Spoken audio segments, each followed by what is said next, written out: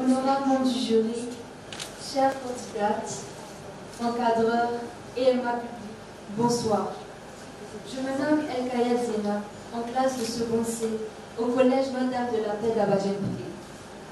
Mon équipe et moi sommes présentes aujourd'hui près de vous, afin de débattre sur le sujet à nous soumis, intitulé de la façon suivante. Faut-il légaliser la polygamie en Côte d'Ivoire? Mais qu'est-ce que la polygamie? Étymologiquement, ce mot est d'origine grecque. Il est formé de deux mots. Poly, qui signifie plusieurs, et gamie, qui signifie femme.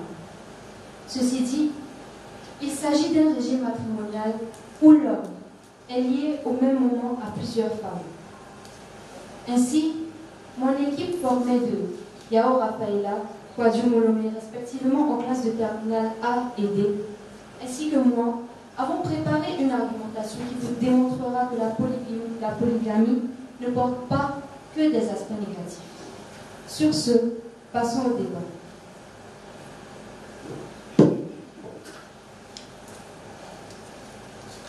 Chers adversaires, je vous comprends.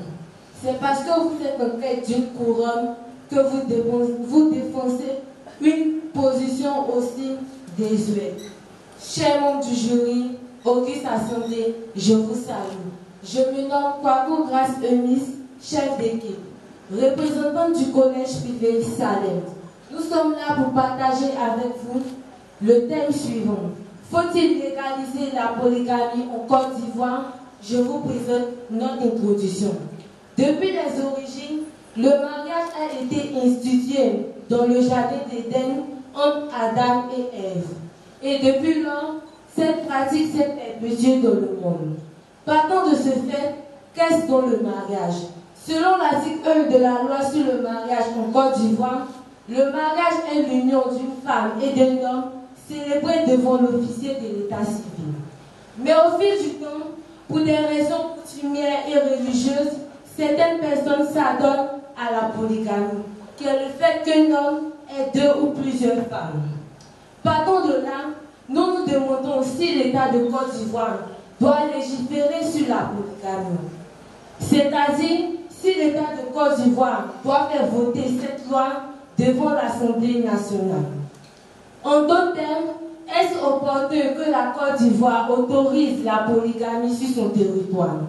Notre argumentation basée plutôt sur la réfutation d'un tel projet s'organisera autour de 5 points.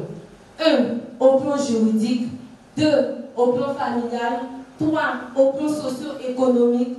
4.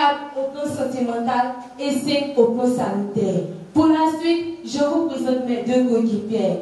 Yao Afré qui parlera d'une part du plan familial, d'autre part du plan juridique. Et Saladoro Alimenta qui parlera. Le temps est dépassé. 2 minutes 5.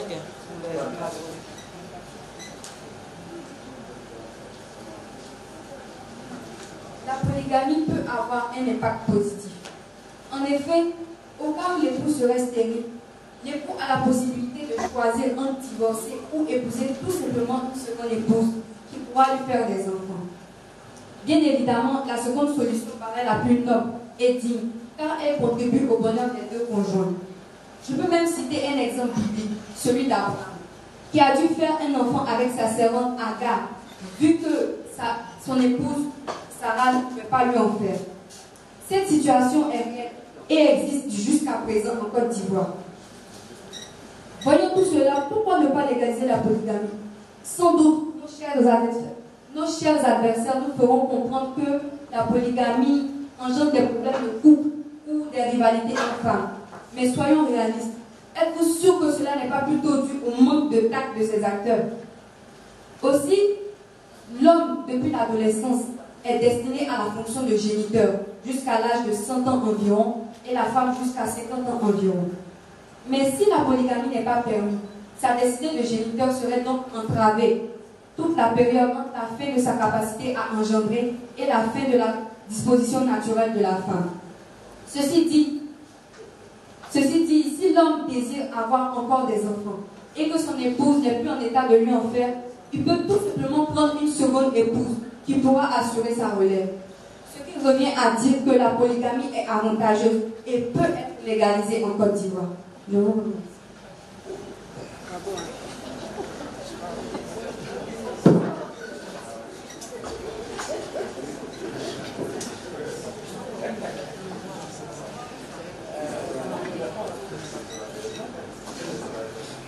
À la suite de notre chef d'équipe, nous développons ceci.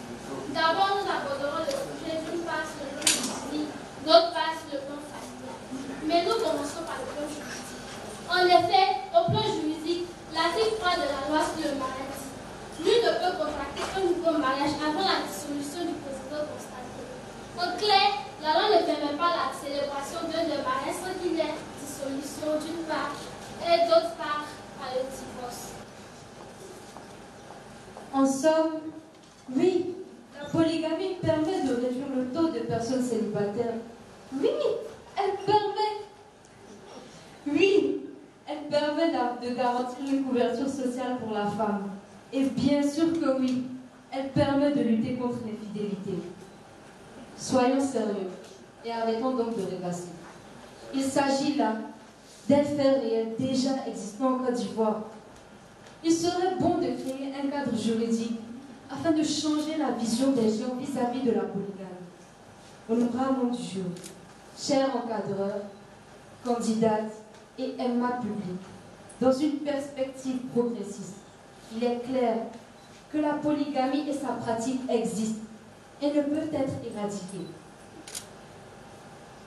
Elle s'impose avec acuité et donc son organisation ainsi que sa légalisation doivent aussi s'imposer.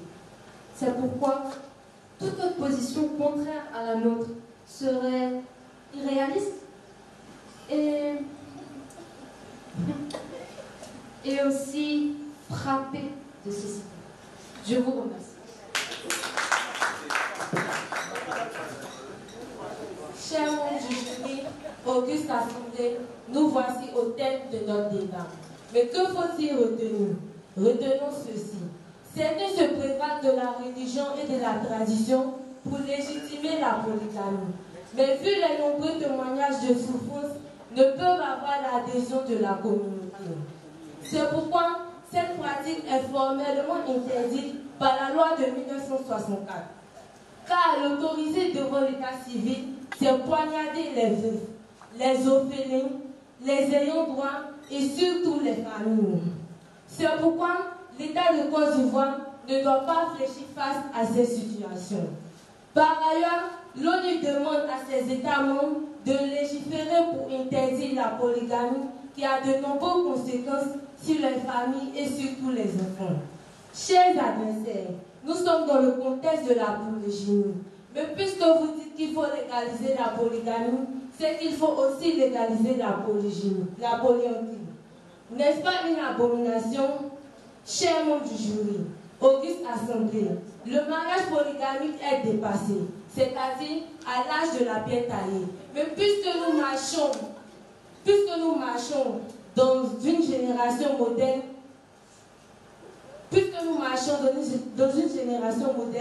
nous voulons bâtir des familles modernes. Je vous remercie.